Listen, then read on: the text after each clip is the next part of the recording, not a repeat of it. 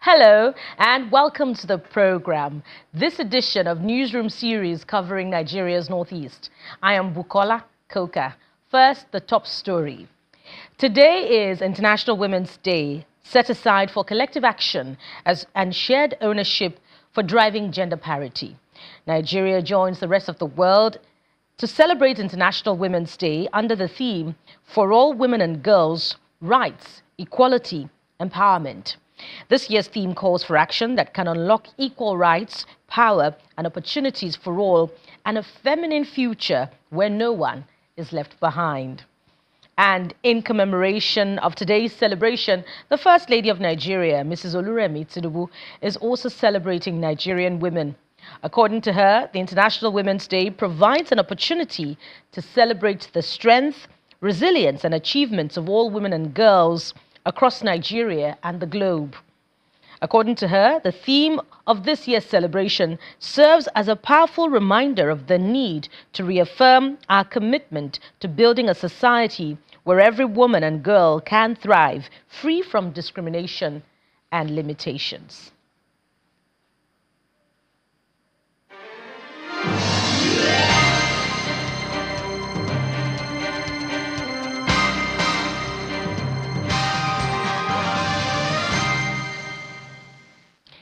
And we begin in Taraba State, where the government says it is committed to enforcing the Violence Against Persons Prohibition Law by ensuring that survivors of gender-based violence receive justice and support. At an event to mark this year's International Women's Day, the government disclosed that it is out to ensure equity and has fully implemented the 35% affirmative action formulated by the National Gender Policy in 2006, which provides for the allocation of 35% of all appointments to women. Women in Taraba State are marking the 2025 International Women's Day on the back of efforts by the state government to address gender-based challenges in the state. First is the establishment of the family court to try perpetrators of gender-based violence and the resolution by the state government to break the cycle of violence and discrimination amongst women and girls. Beyond this, the women are disturbed about the gap in girl-child education. As we mark this International Women's Day, let us all commit to accelerating action, to strengthen policies, implementing reforms, and ensuring that women and child can live in a society free of violence. Another challenge confronting women in the state is the increasing spate of domestic violence and divorce in Taraba State. But I'm going to tell you the jurisdiction of the family court. It deals with marriage and divorce, child custody and violence, child support and maintenance when divorce is imminent, and adoption. Sometimes we just take children into our homes, we adopt them without following the proper procedure. We don't get relaxed. Nigeria of now, everyone comes out and sorts for himself. You have to strive for the sake of your children and the children yet unborn. The state government is pledging to enforce the Violence Against Persons Prohibition Law by ensuring equity and justice for all. This year's theme, Accelerate Action, serves as a powerful call to urgency, to dismantle barriers, urgency, to implement policies that empower women, and urgency to ensure that every woman and girl has equal opportunity to strive.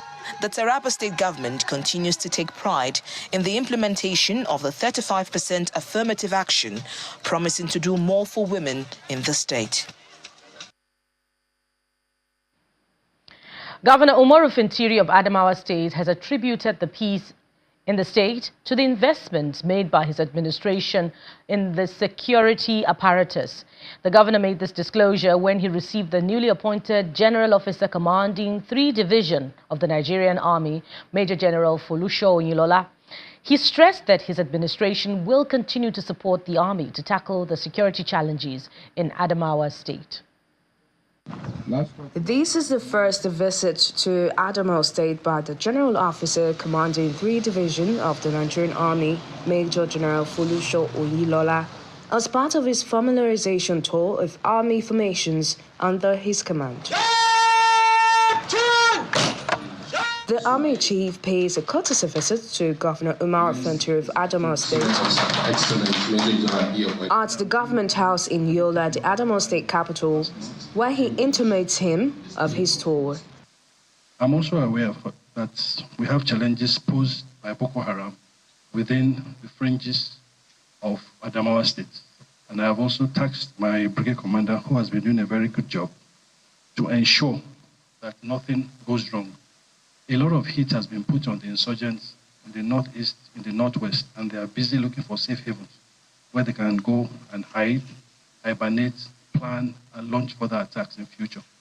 In his response, Governor Fintiri commends the army for ensuring that peace is sustained in the state. Equally attest the fact that the army under the brigade here has been doing wonderfully well. They've not been sleeping, they've not been resting, and this is why the Adamawa people are sleeping.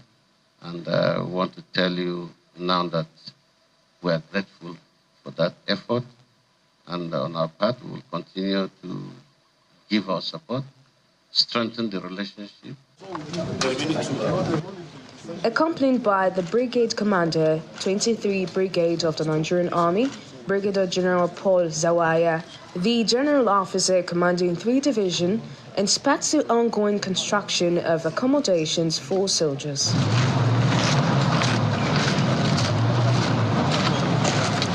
He proceeds to address troops of the brigade. I expect you to put in that best and ensure that Nigeria is safe, and safe indeed. Is that clear? Yes. Now, your brigade commander has briefed me.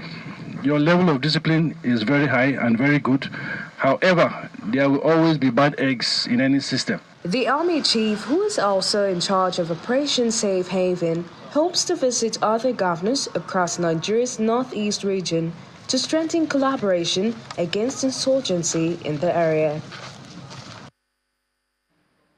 We're still in Adamawa, and the National Emergency Management Agency, in collaboration with the state government and the King Salman Humanitarian Aid and Relief Center of Saudi Arabia, have flagged off the distribution of food items to internally displaced persons in Adamawa as part of its Itam Basket project in Nigeria. The food distribution was flagged off at the internally displaced persons camp in Damari by Adamawa State Governor Umaru Fintiri, represented by the Commissioner for Reconstruction, Rehabilitation, Reintegration and Humanitarian Service, Hamandiram Bello. Officials of the Adamawa State Government, the National Emergency Management Authority, and the King Salman Humanitarian Aid Relief Center, Saudi Arabia, are distributing food items to internally displaced persons in Damari IDP Camp, Gibe local government area of Adamawa State.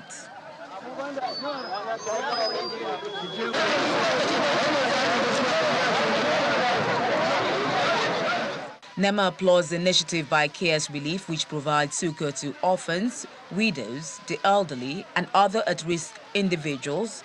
Applauds the efforts of Saudi Arabia to the vulnerable. Today's event marked a significant milestone in our partnership with KS Relief, which dates back to 2018. Since then, the center has continued to entrust NEMA with humanitarian support in form of food baskets that have been distributed directly to vulnerable persons in Borno, Yobe, Kano, Zamfara, Jigawa, and Katsina states. Each of the benefiting households will have a total of 59.8 kilograms of food, comprising of 25 kilograms of rice, 25 kilograms of beans, 4 kilograms of masa vita flour, 2 kilograms of tomato paste, 2 liters of groundnut oil, 1 kilogram of salt, and 0.8 kilogram of Maggi seasoning. In his remarks, the leader of KS Relief, Mr. Youssef Abdul Karim, speaking in Arabic language, explains the intervention as translated by the Saudi Arabia Cultural Attaché, Dr. Bashir Imam. The essence of their presence here in Adamawa State is to extend the hands of humanitarian services from King Salman Ibn Abdulaziz, that's the royal king of Saudi Arabia, to the good people of Adamawa State, in order to also supplement the effort of the government of Nigeria and that of Adamawa State, so that people who are vulnerable, are in their need of support, will at least get succor and relief from what they have brought. Meanwhile, the state government, represented by the Commissioner for Reconstruction, Rehabilitation, Reintegration and Humanitarian Services, expresses commitment to working with the Saudi government on the project. The support provided by the King Salman Humanitarian Relief Center is not only a testament to the strong bonds of friendship between our nations, but also a reflection of the shared values of compassion and humanity that unite us. Your generosity has brought hope and relief to countless families who have been affected by these difficult circumstances. Beneficiaries appreciate the Saudi Arabia government and Governor Fintiri for their support. As you see, all of us here have got it. Most of us have got it, and most of us are happy with what we have got, and we are happy, we are very, very happy, and we send our grateful to King Salman of Saudi Arabia and his kingdom and his people. So we are very, very grateful for that. Thank you, thank you. And His Excellency Right Honorable Amadou Umaru Fintiri Bademi. The initiative is part of a basket project that provides relief to families facing food insecurity in the state.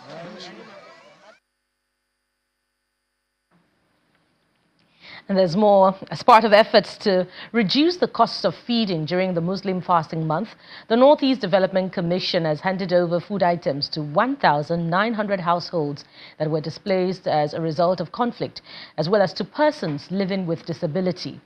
The state coordinator of the NEDC in Yobe State, Professor Ali Abbas, who made the presentation on behalf of the managing director of the commission, implored leaders of the groups to ensure judicious distribution across the beneficiaries.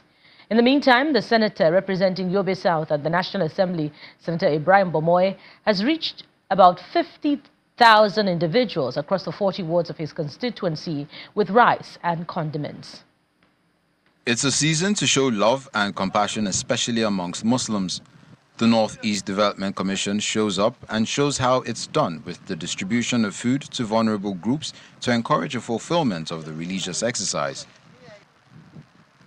NEDC says it's presenting the bags of rice, cooking oil, spices, amongst others, to ensure that families do not lag behind due to economic hardship. We are here today on the instruction of the Managing Director of the Northeast Development Commission, Mohamed Gwani Alkali, to symbolically hand over food items to 1,900 direct beneficiaries. These are direct households that in one way or the other have been affected as a result of Boko Haram insurgency, or because we are approaching Ramadan and we feel the government of Yobe State should be supported in its effort towards alleviating the sufferings of people with special needs. The Yobe State Commissioner for Humanitarian Affairs, Dr. Mairo Amshi, alongside the Chairman, Commission for Persons with Disabilities, received the items on behalf of the Yobe State government. As you've seen, and as he had already highlighted on how we got the beneficiaries, it's now my honor and privilege to give the list of beneficiaries to the Chairman of our honored commission, Peoples with Disability, to see that and ensure that these items are given to direct beneficiaries. In related developments, the senator representing Yobe South at the National Assembly, Senator Ibrahim Bomoy, hands over food items to the individuals across the 40 wards of his constituency. Making a symbolic presentation at Bolewa A in Potoscom, The representatives of the senator says 50,000 individuals will receive 10-kilogram bags of rice each. I think about 50,000 persons are going to benefit from this program. We are calling on other political office holders, not only in the senatorial district, but in all the states, to also emulate Bomwe, so that the APC will be accepted by the people of all the states, especially now that we are in the Ramadan period. A watertight procedure of giving to each beneficiary his own due. His number, his name, his unit are all identified on a paper, and he will not, and nobody is going to go away with a package without us, a committee of 10, confirming that he is the beneficiary, and truly he is the beneficiary. A team has been set up to monitor the distribution across the 4 local government areas of Potoskum, Fune, Fika, and Nangere.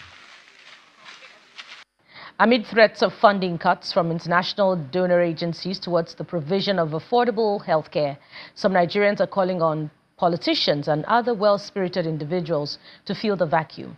Constituents of Gombe North Senatorial District made the call during a medical outreach aimed at cushioning the effect of out-of-pocket expenses for low-income earners. With the economic crunch affecting healthcare in the country, persons with varying elements across the district gather in their numbers to access free medical care at the Gombe Specialist Hospital. Senator Ibrahim Dankwambu, representing Gombe North Senatorial District, is the brain behind this free medical outreach, as 100 persons present themselves for free eye surgery. This is the gesture that Ibrahim Hassan Dankwambu has been doing since he was elected executive governor of Gombe State. And after his tenure of 8 years, he continued with what he has doing since he is in that office. And people are really happy about this program. So we're appealing to His Excellency Senator Ibrahim Hassan Dankwambu to continue on this gesture, because people are really happy about it. The medical team underscores the timeliness of the free medical care in view of the nation's prevailing economic circumstances. Private-public partnership is where the global healthcare delivery is turning to. So with public-private partnership, I think I will really support what she said, because that's only the way we can go. Secondly, for the donor agencies that have been coming, we know that quite a number have been from philanthropic individuals, and a sizable number of those donations come from philanthropy. So if we have that in this country, it will really help to bridge the gap. The beneficiaries describe the exercise as a rescue mission. I'm very, very happy to have this free medication. I've been looking for help for a long time, but by His mercies, God has granted Senator Hassan Dankwambu to bring this program for the entire people in Gombe North to benefit from it. I have also many things that I have it. That is why I came. They're hopeful that those representing them will do more to cater to the welfare of those in need. The federal government has flagged off the distribution of gas cylinders to households in the northeast region to serve as an alternative to energy for cooking. The program promotes a cleaner environment and mitigates the impact of climate change, as well as conserves the environment. The flag off in Maiduguri, the Borno state capital, is a continuation of similar programs in other parts of the country. The Minister of Women Affairs and the Minister of State for Petroleum Resources Gas lead a delegation for the flag off of the free LPG cylinders to vulnerable groups in the northeast. Although the event is a campaign on clean cooking gas, it also symbolizes efforts by government agencies to address humanitarian challenges, including climate change and health hazards associated with burning firewood, especially for women. According to the Women Health Organization, over 98,000 Nigerian women die annually from complications related to household air pollution caused by cooking with firewood and other solid fuels. This is one of the highest rates in the world. Yet for too long the issue has been ignored. The women have paid a price with their health, time, productivity, and security. The target is to move 1 million homes to clean cooking gas by 2030, and the federal government is developing partnerships that will address the challenges associated with environmental pollution, job opportunities, and socio-economic activities of the people. The switch to LPG will drastically cut down on deforestation, preserving our forests and contributing to healthier environment. I can tell you that we have secured now 60 locations for micro-filling plants, which we will place close to communities so they don't need to go far to get their gas. And the beauty of it is, because it's a micro-filling plant, you can actually buy, for as little as 1,000 naira, you can buy gas.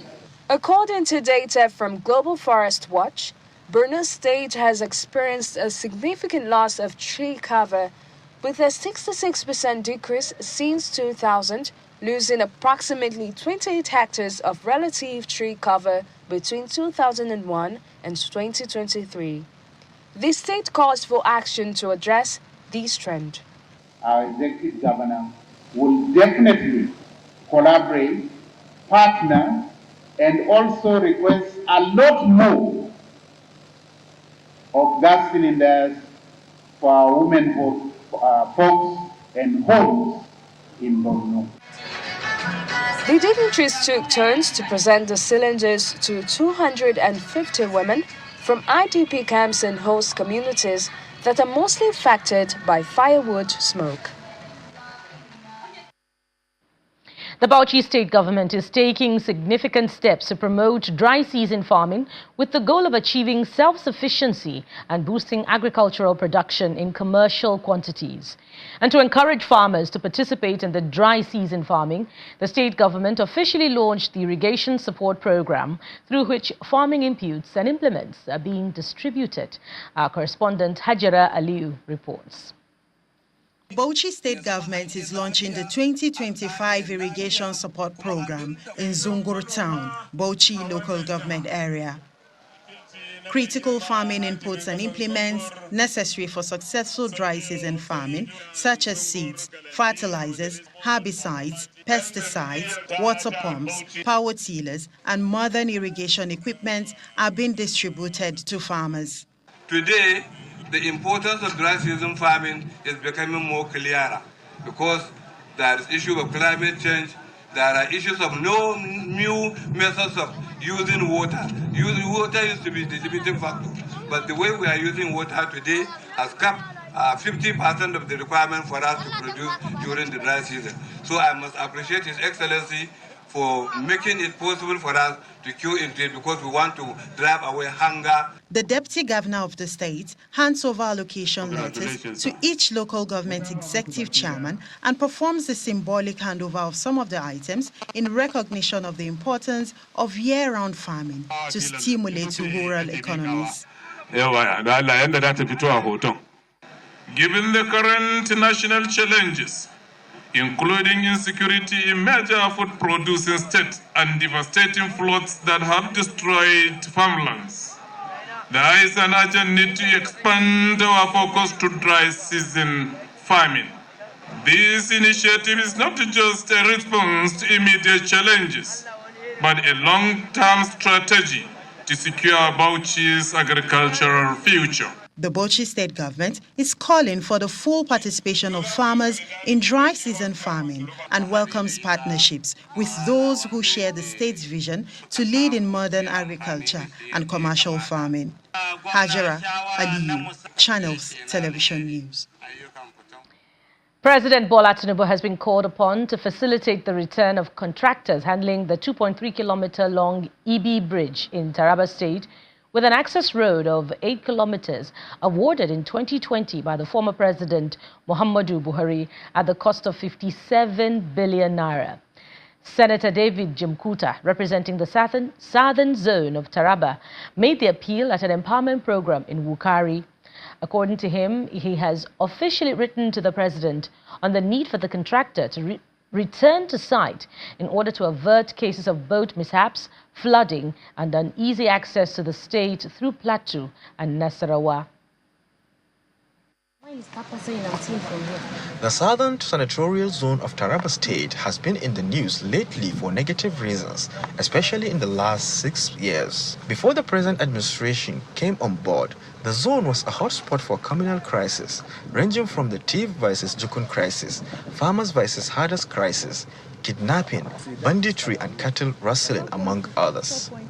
This scenario has, however, changed as the senator representing the zone, David Jimkuta, commends the federal government and state governments for subduing insecurity in the area.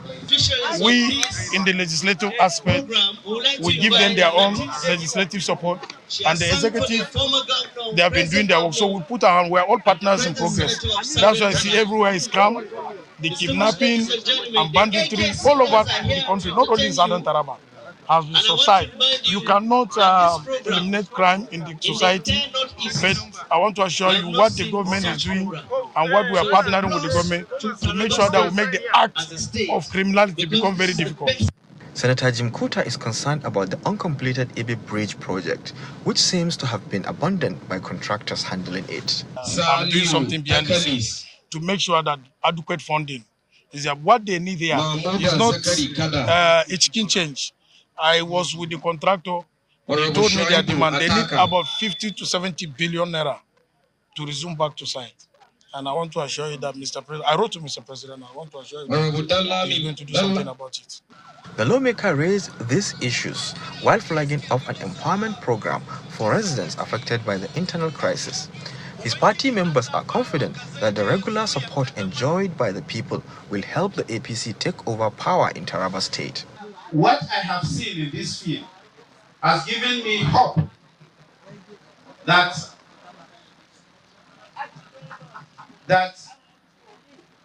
APC is going to take over Taraba by 2027.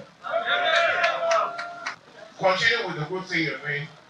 And to the beneficiaries, please, I'm sure some of you, immediately you receive this thing, you will look for people who buy it. And you will not be fair to the senator who has done that to empower you. He is teaching you how to fish. So make good use of what you've been given, and God will also bless you and bless your hand. The empowerment items were distributed to alleviate the economic hardship faced by residents of southern Taraba State. And that's it on the program. Thank you so much for watching. We'll be back again next week.